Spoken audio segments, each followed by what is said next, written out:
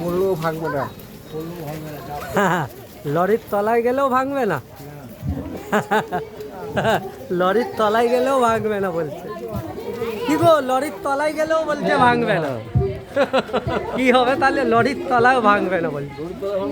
না, ও তো বললো ট্রেনের চাকাতেও ভাঙবে না।